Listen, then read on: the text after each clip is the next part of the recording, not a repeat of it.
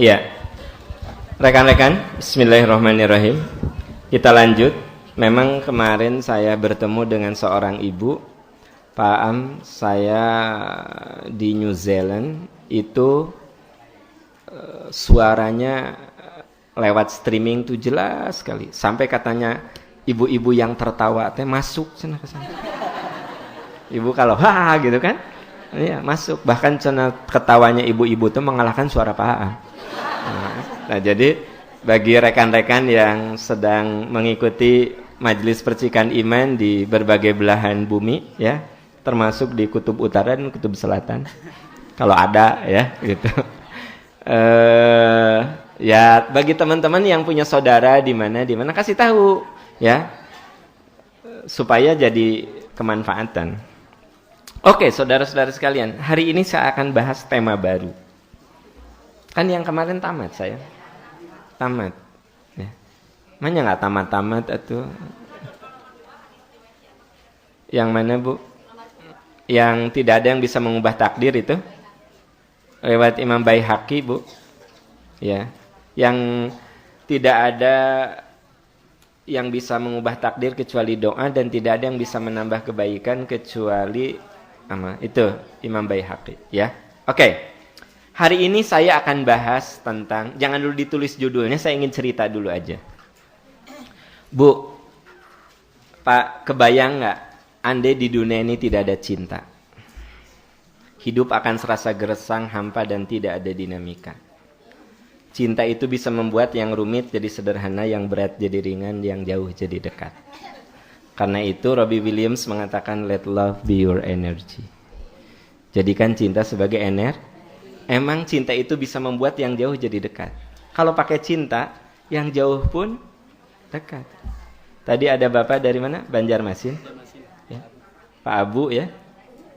Dengan putranya, mudah-mudahan putranya segera diberi kesembuhan oleh Allah. Karena ada cinta, di Banjarmasin, ke Jakarta, ke sini. Pengen tahu MPI itu apa. Gitu. Kan Ari dengan Ustadz Ama udah tahu, ya. Tapi MPI. Pak Bu, cinta itu bisa membuat yang jauh jadi dekat. Yang berat jadi ringan. Anda punya pekerjaan berat, cintai ringan. Ringan. Makanya kalau punya pekerjaan berat, kalau pakai cinta mah ringan, gitu. Cinta itu bisa membuat yang jauh jadi dekat, yang berat jadi ringan, yang rumit jadi sederhana. Makanya let love be your energy. Jadikan cinta sebagai energi kamu. Jadi kalau di dunia ini tidak ada cinta, hidup serasa gersang, hampa, dan tidak ada dinamika. Pegang tangan suami kalau nggak pakai cinta, asa pegang tangan kursi. Ibu kok hahaha, serius? Ya? Bu, di tengah kemacetan atau apa ya, kalau ibu ada sayang sama suami, dipegang gini teh, ini asa tenang, teh, sejuk. Itu misalnya mau naik angkot nyebrang, sini mah, sini. Ibu merasakan suami ibu teh sayang sama ibu, nyepeng teh ibu. Padahal suami ibu teh lebih kolot, ibu teh jika ekti guling, tapi ibu teh tenang. Kan kudu nama dia di cepengan ku ibu. Kan bedanya 27 tahun dengan suami ibu teh. Da kudu nama yang di cepengan teh suami ku ibu, tapi ibu tahu suami ibu teh walaupun bedanya hampir 30 tahun, 27 tahun, tapi karena ibu tahu suami ibu sayang, dia megang gini tuh kerasa loh Bu, megang sayang, megang. Jadi sesuatu itu penuh makna kalau ada cinta, gitu. Dah kalau nggak pakai cinta mah tuh saya teh bosen di sini teh. Kok mau lihat Anda kayak gini? Udah gitu tiap ditanya salah jawabnya. Rudetna luar biasa. Tapi kalau pakai cinta, saya teh tahu nggak? Tadi malam saya susah tidur loh Bu. Tahu nggak kenapa? Pengen cepet-cepet hari Minggu ketemu Anda. Ya kan? Tapi serius loh. Saya itu kalau nggak penting banget gimana? Saya kan hampir tidak pernah meninggalkan MPI. Kecuali benar-benar gimana yang luar biasa lah. Saya meninggalkan Anda kalau umroh, kalau ke luar negeri, ya gitu. Atau kalau ada hal yang berkaitan dengan keluarga, pernikahan adik dan seterusnya, begitu ya. Pokoknya saya ninggalkan MPI kalau benar-benar itu ini urgent banget gitu, ya. Sampai hari ini kan ada pernikahan Oki tuh. Oki yang dalam Ketika Cinta Bertasbih. Saya dan istri kan diundang. Saya bilang gini, mah mudah-mudahannya nikah nanti malam. Kenapa gitu? Aku mah gak kuat ninggalin ku jamaah MPI. Dan jigana kalau pernikahan nanti jam 11-nya di gedung di mana di Jakarta. Da jigana mah istri saya mungkin bisa dengan anak saya atau gimana. Tapi karena alhamdulillah pernikahannya jam 7 malam, maksudnya walimahnya, ya saya jam 3-an berangkat ke Jakarta. Jadi yang bikin berat Anda itu benar-benar membuat saya mabuk, betul nggak?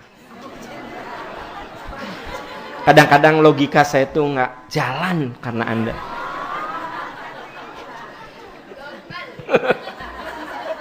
Kadang-kadang logika saya tuh nggak jalan, saya juga suka aneh.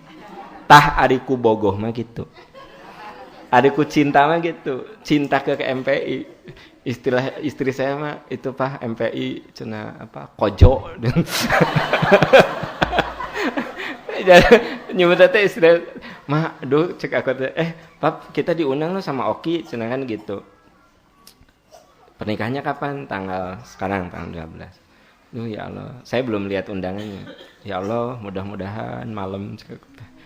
Kenapa gitu? Kojonya gitu. Jadi istri saya nyebutnya ini teh kojo.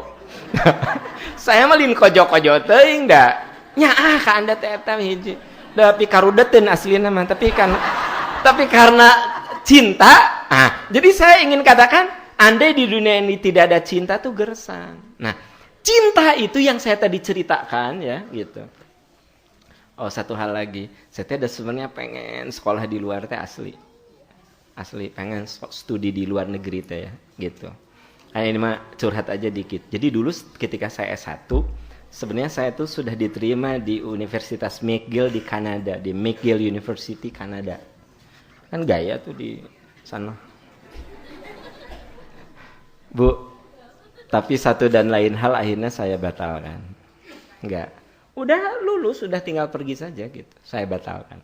Jadi sampai sekarang obsesi pengen sekolah di luar negeri itu besar. Tapi karena sudah ada MPI, semuanya ya, kojo ya. Sampai saya ada beberapa tawaran studi postdoktoral. Kan postdoktoral tuh tidak kurang dari 3 bulan. Sampai 6 bulanan gitu. Di Melbourne, sebenarnya saya bisa ambil di Tokyo Institute of Technology, di Nanyang Technological University, ya gitu. Tapi, mau diambil teh, tahu nggak? Yang bikin berat tuh kalian semua. Bener, iya. Yang bikin saya berat ya itu. Dan istri mah bisa dibawa kan ke Amerika kalau memang postdoktoral 6 bulan atau ke Tokyo gitu, dibawa. Manya mawa kabeh ieu. Alah. Masa saya bawa Anda semua? Ya Allah. Kalau bawa istri mah gampang gitu, bawa anak kan. Tapi kalau bawa Anda, udah we saya teh mau postdoktoral nanti lagi. Nah, saya lagi bicara karena saya mencintai Anda dan cinta itu butuh loyalitas. Nah, jadi kenapa saya lakukan itu? Ya karena saya loyal sama Anda.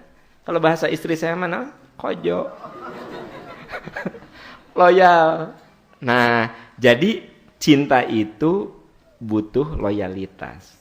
Hari ini saya ingin bicara tentang bukti loyalitas terhadap Islam. Bukti loyalitas kita terhadap Islam. Apa Bu loyalitas? Loyang. Kesetiaan, loyalitas tekojo. Nah, jadi bukti loyalitas Muslim terhadap Islam, ya. Apa Bu loyalitas? Kesetiaan. Jadi kalau ku setia mah, hujan. Kata suami teh, Mama, hujan gini masih ke MPI? Mama mah setia. Nah itu apa? Loyal, ya, loyal. Jadi cinta itu butuh loyalitas.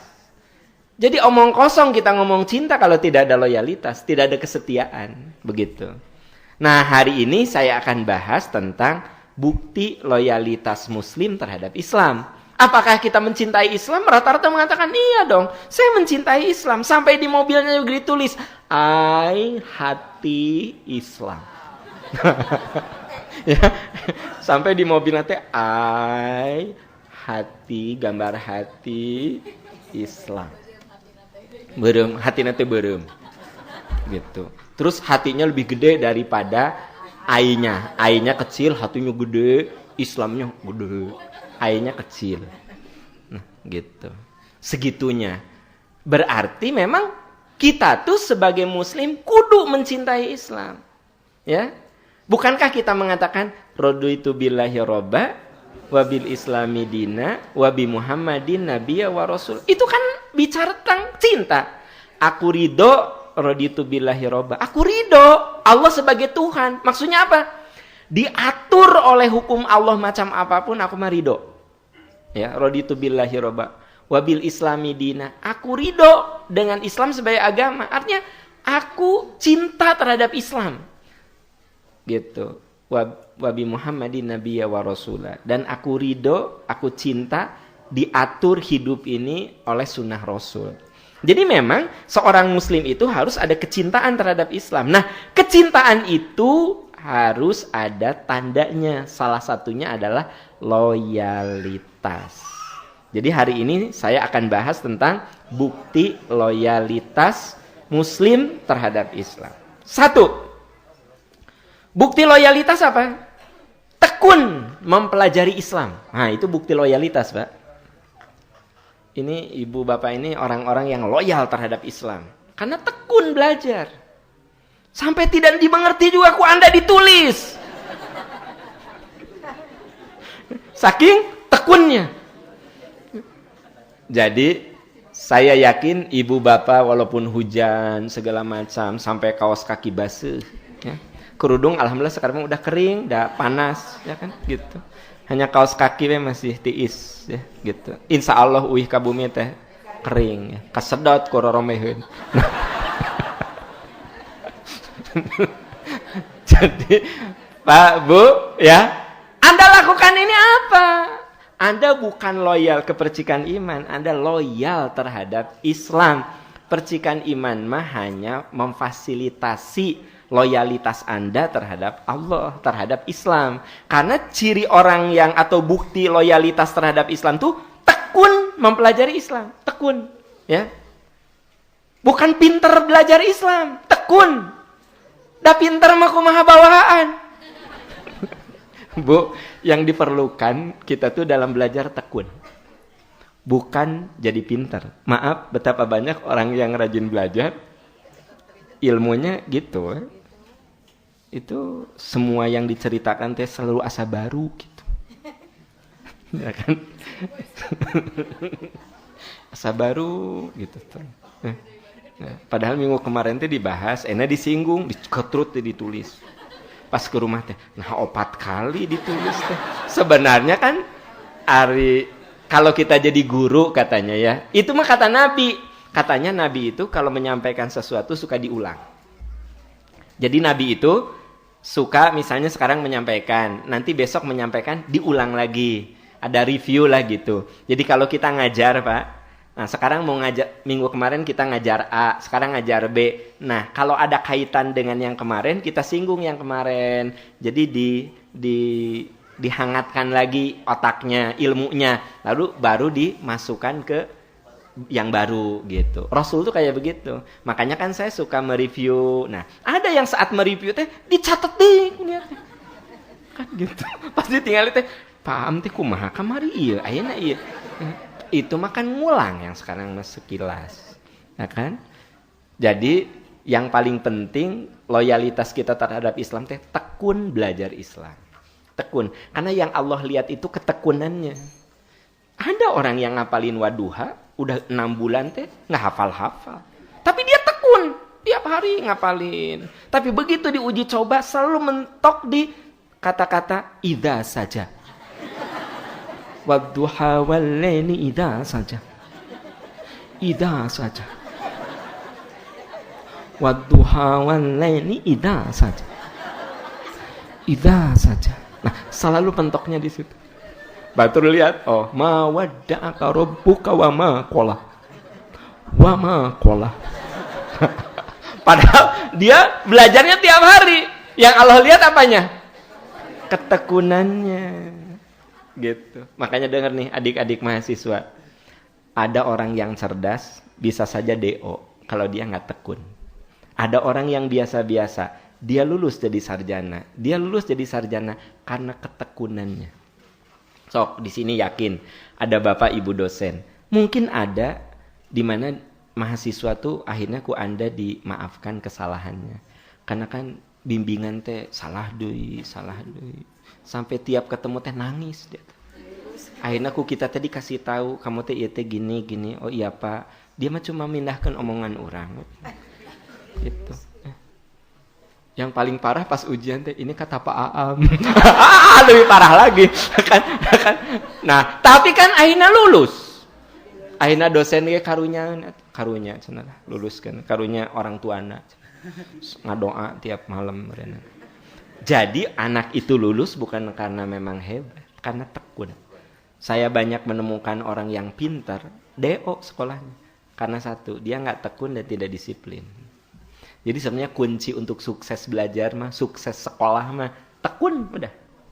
Bukan cerdas. Ya, gitu. Nah, ari ibu bapak mah udah mah cerdas, tekun lagi. Dahsyat. Ya kan? Jadi Anda mah udah mah cerdas, tekun. Eta mah hebat. Dua kebaikan menyatu pada diri Anda. Sehingga akselerasinya itu tak terbantahkan. Luar biasa. Nah, jadi yang paling penting bukti loyalitas itu tekun belajar Islam. Oke. Saudara-saudara, coba buka surat An-Nahl ayat 78. Ya.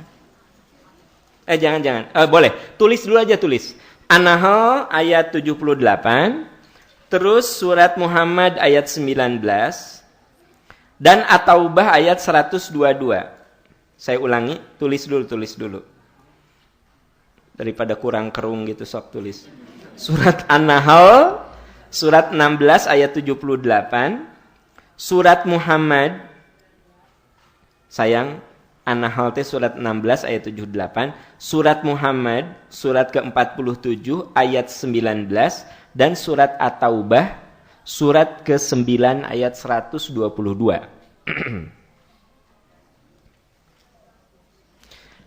Supaya cepat dengar baik-baik. Nanti Anda di rumah baca ya.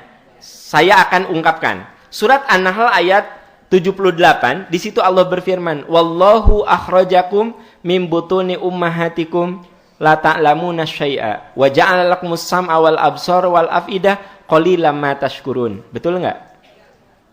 Betul? Ya. Allah yang melahirkan kamu dari rahim ibumu tidak tahu apa-apa. Bu, Pak, dengar baik-baik. Saya dan Anda sama.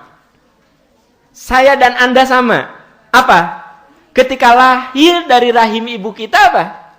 La ta'lamuna syai'a. Kamu tidak tahu apa-apa. Wallahu akhrajakum min butuni ummahatikum la ta'lamuna syai'a. Allah yang melahirkan kamu dari rahim ibumu. La ta'lamuna syai'a. Kamu tidak tahu apa-apa. Tapi Allah berikan kepada kamu pendengaran, penglihatan, dan akal. Jadi Allah mah ngasih perangkat aja, pendengaran, penglihatan, akal, kasih. Tapi si memorinya itu kosong, ya, cuma dikasih aja. Nah, nanti tergantung kita tekun atau tidak mengisi memori yang Allah berikan kepada kita. Nah, di surat Muhammad ayat 19 dikatakan, "Fa'lam annahu la ilaha illa ana wastaghfir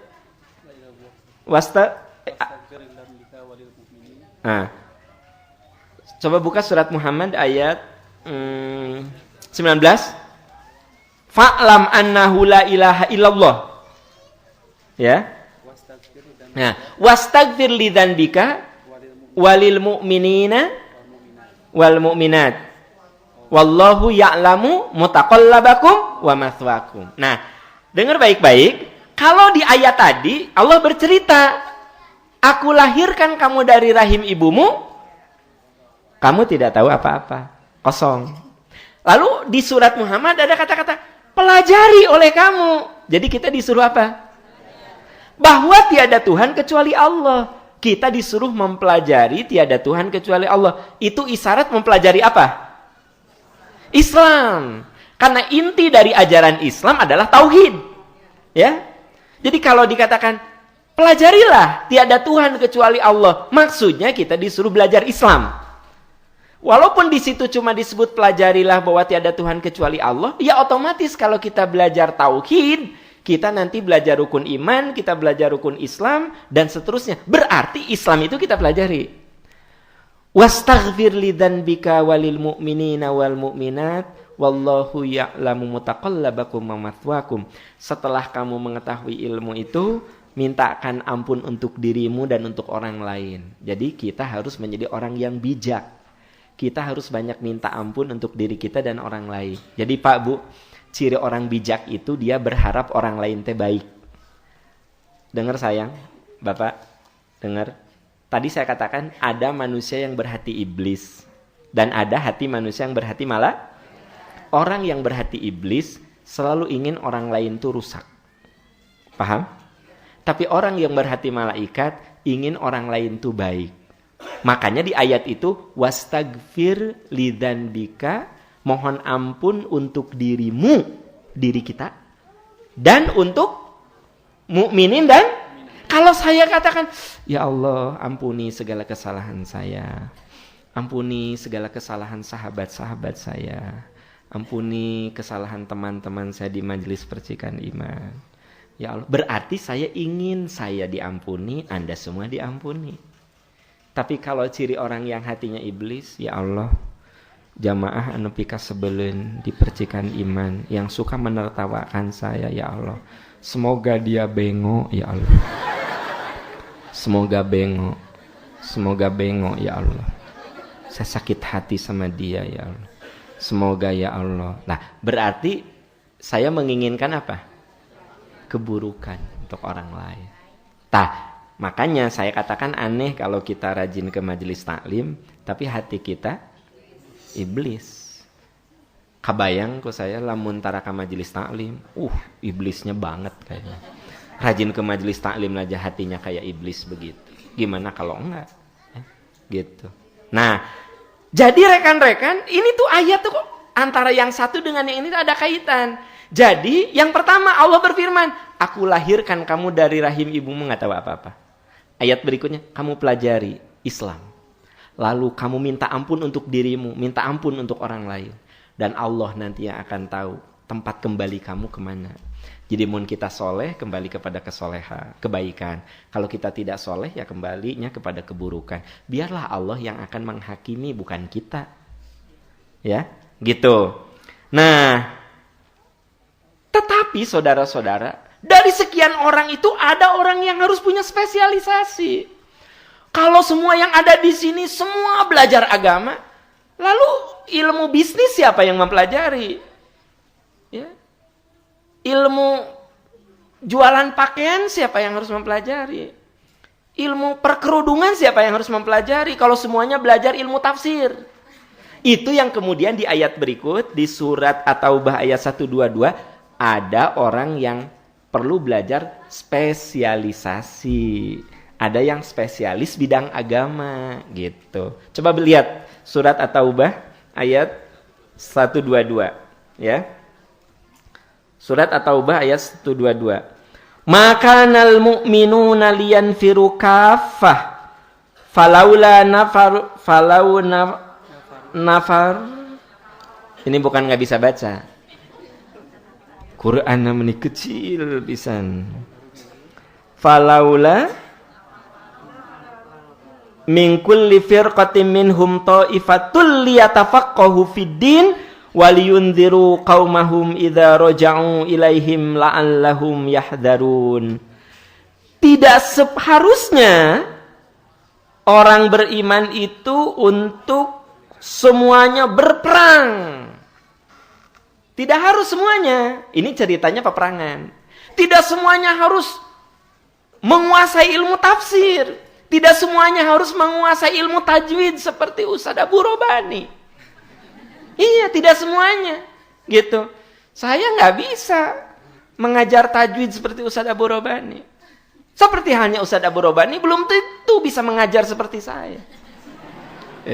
Benar nggak sih? Karena masing-masing ada spesialisasi, ya, gitu, ya. Ini kekecilan bagi saya. Umur itu nggak bisa didustai, kalau penampilan bisa. Oke, jadi lupa lagi. Nanti, nah, jadi ayat ini tidak perlu semua orang itu pergi berperang, tidak perlu. Ada yang perlu ke pasar. Kalau bahasa sekarang mah, ada yang perlu dagang di pasar baru, ada yang perlu jualan di sekolah, ada yang perlu jadi guru, ada yang perlu jadi dosen, ada yang harus jadi wali kota, ada yang harus jadi bagian sapu, ada semua itu silahkan. Tapi di sini ada kata-kata falaula nafaru min kulli firqatin minhum ta'ifatul yatafaqahu fidun. Ada orang yang dia spesialis belajar, S1-nya bidang tafsir, S2-nya bidang tafsir, doktornya bidang tafsir. Nah, itu spesialisasi gitu.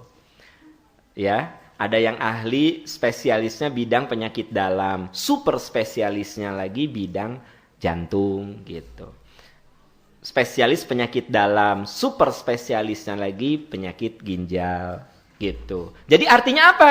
Masing-masing nanti ada keahlian. Jadi rekan-rekan sekalian, kita tekun belajar agama, tetapi ada yang tekun hanya pada permukaannya saja, ada yang tekun dia sebagai seorang pakar bidang itu. Paham nggak maksud saya? Apa? Nah, jadi kalau teman-teman yang gini, dah paham saya mah atuh udah guru sejarah di SMP. Iya, Bapak spesialisnya guru sejarah SMP. Nggak usah gini. Paham, karena saya ingin menunjukkan loyalitas terhadap Allah, saya tekun belajar Islam. Saya mau berhenti mengajar, mau kuliah lagi di UIN. Jurusan tafsir hadis. Umur nate tos 48 tahun. Dia meninggalkan jadi guru di SMP, guru sejarah, lalu dia belajar di UIN bidang tafsir. Nggak usah begitu. Karena menurut ayat ini, tidak semuanya harus punya satu keahlian. Ada yang harus punya keahlian-keahlian tertentu. Salah satunya, ada yang ahli bidang agama. Ada ahli bidang tafsir, bidang hadis, bidang fikih. Ada yang ahli bidang perbankan, bidang fisika, bidang kimia, bidang matematika. Ada ahli masak, ada ahli tukang makan masakan. Ada. Segala dicobaan ya, gitu. Tapi masak mah teu bisa. Saya mah tester tahu. Masak atuh, mama mah teu tiasa nyobian. Oke, paham maksud saya, Bu? Tekun mempelajari Islam. Ayatnya jelas. Ini ayatnya itu bicara umum dulu, lalu bicara belajar agama, lalu spesifik orang itu butuh spesialisasi nanti. Ya, oke. 2. Menjaga kemurnian tauhid. Jadi bukti kesetiaan kita kepada Islam, 1, tekun belajar Islam. 2, menjaga kemurnian tauhid, kesucian tauhid. Itu harus dijaga. Iman kita kudu bersih dari virus-virus yang akan merusak akidah kita. Ya. Coba lihat surat Al-Kahfi ayat 110. Surat Al-Kahfi ayat 110. Surat ke-18 ayat 110.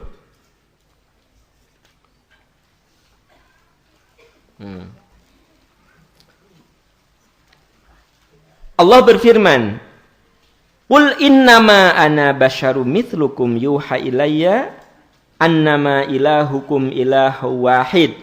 Faman kana yarju liqa'a rabbih falyamal amalan shalihan wa la yusyrik bi ibadati rabbih ahada. Coba perhatikan rekan-rekan di situ, ya. Katakan Muhammad, sungguh aku hanya manusia seperti kamu. Jadi aku di sini siapa? Firman Allah, Muhammad katakan sama orang-orang, aku ini manusia seperti kamu. Manusia seperti kamu tuh gini, kita dan Nabi itu sama, as a human, sebagai manusia. Kalau Anda kena benda tajam, terluka nggak? Nabi Muhammad terluka. Makanya di perang Uhud wajah Rasul itu berlumuran darah. Sampai orang tidak mengenali itu wajah Rasul. Sampai orang kafir menganggap Muhammad mati, Muhammad mati. Karena ada seorang sahabat namanya Mus'ab bin Umair, perawakannya itu mirip-mirip Nabi Muhammad, fisiknya itu. Dan Mus'ab ini meninggal sebagai syuhada di perang Uhud. Lalu orang-orang kafir Quraisy mengatakan Muhammad mati, Muhammad mati. Karena wajah Rasul waktu itu berlumuran darah. Jadi Rasul itu berdarah seperti kita kalau kena luka. Jadi tidak benar kalau orang soleh itu punya kehebatan fisik tertentu. Hebat ustadz itu mah. Masak telur juga di kepala. Eta mah bukan ustadz, tukang debus. Eta mah. Itu ustadznya soleh pisan. Kenapa gitu? Masak telur di otak. Di sini membara. Masak gitu. Kan eta mah lin ustadz, lin orang soleh, tukang debus. Si Bu Haji itu mah soleh pisan. Kenapa gitu? Lidahnya dikeluarkan, digunting teh kuat. Kuat. Mun ustadz abal-abal mah geus paeh. Justru itu teh perlu dicurigai ada kemusyrikan. Rasulullah itu seperti kita. Tidak makan, ya lapar. Tidak minum, ya haus. Kayak kita lah, gitu. Makanya ajaran Islam itu mengikuti tuntutan-tuntutan manusiawi. Contoh, kalau saum, apa kata Rasul? Sebaik-baik orang puasa, mempercepat berbuka. Mempercepat buka itu bukan jam 5 geus buka, bukan. Awas bukan gitu, jangan salah paham lagi nih. Ya. Jadi katanya orang itu akan senantiasa diberkahi selama mempercepat berbuka. Mempercepat berbuka itu misalnya gini, ngong adzan, langsung bismillahirrahmanirrahim. Jadi bismillahirrahmanirrahim. Amut. Tinggal pisan enggak pernah berdoa.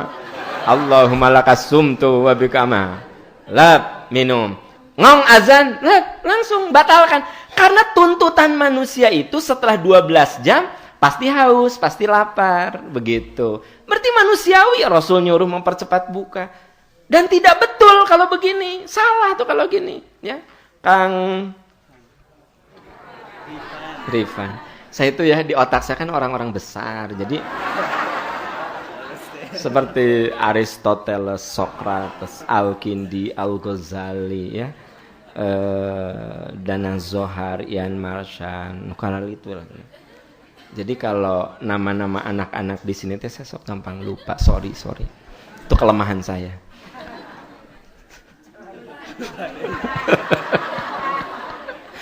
Ya, oke. Saya teh mau ngomong apa jadi lupa. Kang Rifan, ya. Ketemu saya waktu tarawehan. Ya, saya bilang, "Sok jadi imam." Aduh, Ustadz, saya haus ini. Hah? Haus? Wis bukan, Chan? Belum, saya masih kuat insya Allah sampai jam 10. Bagus nggak? Salah, Lin tidak. Salah. Walaupun Rifan ini kuat sampai jam 10 malam. Tapi dia mengikuti sunnatullah. Manusia itu kuatnya, idealnya itu 12 jam seperti itu. Dia gagayaan gitu. Sampai jam 10. Jam 10 teh, ayo. Sekalian lah jeung sahur orang. Nah, itu salah. Makanya Rasul melarang saum wisol. Tahu saum wisol? Saum yang sahur dan buka pada waktu sahur. Itu wisol namanya. Haram itu wisol kayak gitu. Bukan bagus. Butut itu teh. Wisol itu haram, nggak boleh. Saum wisol, ya.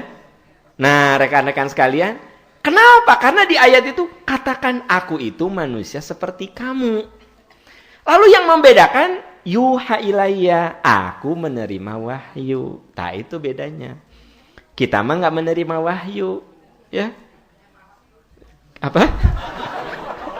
Ya, kita mah nggak menerima wahyu, tapi apa Bu? Punya suami bernama paling eta. Nah, terus inna annama ilahukum ilahu wahid. Aku diberi wahyu bahwa Tuhan kamu itu Tuhan yang satu. Nah ini rekan-rekan, sahabat-sahabat, cinta sayang bager solihah, solihin, ahli surga. Nah, amin nanti kudu ikhlas tong bari seserian. Amin, amin. Malaikat ge hoream ngabulkeunna kudu amin, amin, amin. Ya kan, gimana malaikat mengabulkan? Amin, amin. Harusnya gini, amin, gitu, benar tuh. Adik Anda suka kayak gitu, amin, amin. Nah jadi hari dang ya. Jadi teman-teman, saya teh ngomong apa tadi?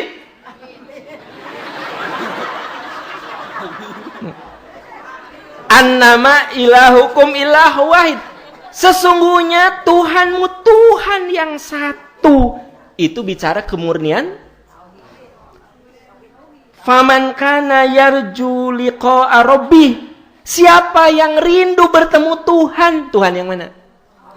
Yang satu itu yaitu Allah. Falyamal amalan sholiha wala yusyrik bi ibadati rabbih ahada. Barang siapa yang mengharap pertemuan dengan Tuhan, hendaklah ia mengerjakan kebaikan dan jangan mempersekutukan dengan sesuatu apapun dalam beribadah kepada Tuhan. Ini ayat bicara bukti loyalitas kita kepada Allah, murnikan iman kita, murnikan tauhid kita, jangan dikotori oleh berbagai kemusyrikan. Karena maaf, biasanya musyrik itu sering menyelinap pada kita di saat kondisi kita ini terpuruk. Misalnya gini, kenapa ya sakit ini? Kata dokter teh, iya Bu, ini karena faktor usia, Ibu mengalami pengeroposan gitu. Pantesan digerakkan teh kerek gitu. Lino lah kalau jalan teh kerek gitu. Tapi nggak gitu-gitu banget kali ya, lebay barusan. Nah, udah tahu kata dokter teh terjadi pengeroposan, terjadi pengapuran, lutut susah sakit. Udah jelas secara ilmu medis teh karena pengapuran. Kalah ka percaya. Teteh cobi geura tuh ka Gunung Halu. Ka Gunung Halu dinya teh aya salar sama sanes dukun kiai. Sok geura dipasihan cai sareng minyak kalapa. Diusap. Oh ya geun, lumpat teteh teh gitu. Udah jelas secara medis dia itu usianya sudah lanjut, sudah di atas 60, mengalami pengapuran, ya sakit lutut luar biasa. Masih percaya. Kenapa percaya? Kieu, aduh Neng, mama teh enggak kuat. Jangan-jangan bener nu di Gunung Halu teh. Nah, gitu.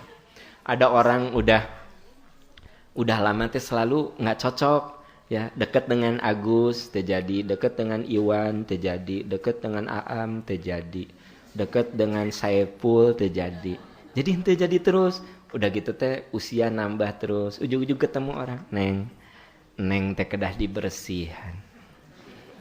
Aya jin anu resepeun ka Neng. Matak sesah kenging jodoh teh geura. Neng teh disukai ku jin, sok geura bersihan di ieu geura naon teh? Diruat. Di situ we di Pelabuhan Ratu. Diruat teh dibersihkan. Dikasih ritual. Astagfirullah, ini teh kemusyrikan. Padahal menurut ayat ini si faman kana yarju liqa rabbih falyamal amalan sholiha wala yusyrik bi ibadati rabbih ahada. Apabila kamu rindu bertemu Tuhan, rindu di situ yakin bertemu Tuhan, beribadah kepadanya, jangan menyekutukannya. Makanya bukti loyalitas kita kepada Allah yang kedua itu menjaga kemurtian tauhid, ya. Kayaknya minggu depan deh dilanjut. Nggak kerasa, aku kerasa. So egois pisan. Nggak kerasa, aku yang kerasa. Anda mah nggak kerasa, cuma nyatet nyarios. Rekan-rekan, insya Allah pekan depan kita lanjutkan. Pekan depan lebih ramai lagi nih materi ini, ya. Kita akhiri dengan doa kafaratul majlis. Subhanaka Allahumma wa bihamdika asyhadu an la ilaha illa anta astaghfiruka wa atubu ilaik. Walhamdulillahirabbil alamin. Wassalamualaikum warahmatullahi wabarakatuh.